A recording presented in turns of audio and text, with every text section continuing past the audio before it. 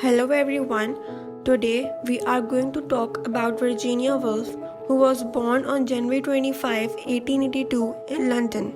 She was a trailblazing modernist writer whose works transformed the landscape of literature. Raised in an intellectually vibrant but tumultuous household, Woolf faced profound losses early in life, losing her parents and siblings by her 20s. These experiences, coupled with a lifelong struggle with mental health, deeply influenced her writing. Woolf was a central figure in the Bloomsbury Group, a circle of writers and intellectuals who challenged norms. Her marriage to Leonard Woolf in 1912 marked the beginning of a creative and intellectual partnership. Together, they founded Hogarth Press, which published many of her works, including groundbreaking novels like Mrs. Dalloway, To the Lighthouse, and Orlando. Among her most influential works is A Room of One's Own, a powerful feminist essay arguing that women need financial independence and personal space to create art.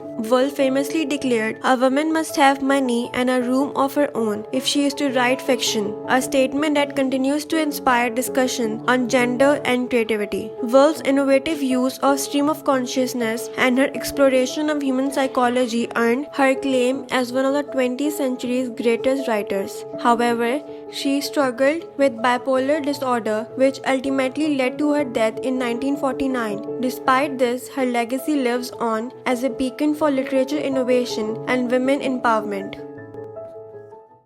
Welcome everyone. Today I'll be introducing you to Virginia Woolf's iconic essay, A Room of One's Own, a groundbreaking exploration of gender, creativity, and equality. A woman must have money and a room of her own if she is to write fiction, the famous line written by British novelist Virginia Woolf in 1929.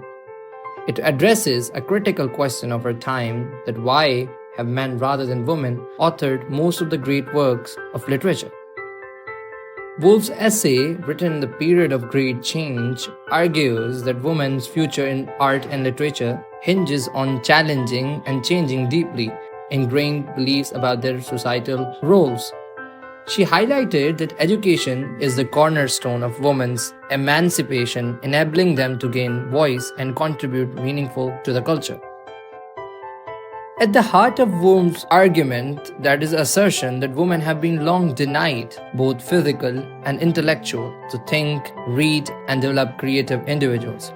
For centuries, women were excluded from public life, rendered financially dependent on men, depriving them of the resources of freedom and that needed to express ideas. To illustrate her point, Woolf introduced a fictional character, Judith Shakespeare, the imagined sister of William Shakespeare.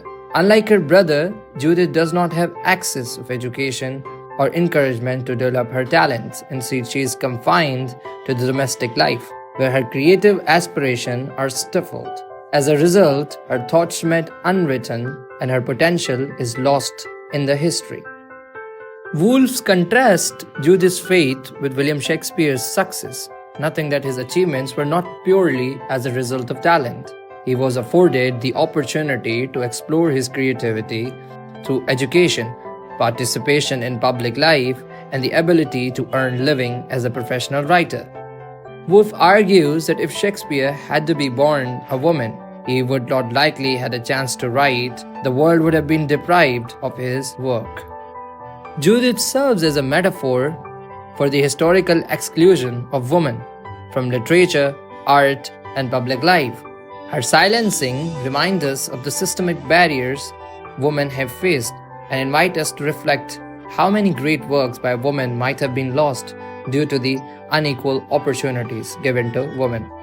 A Room of One's Own remains one of the foundational texts in feminist thoughts.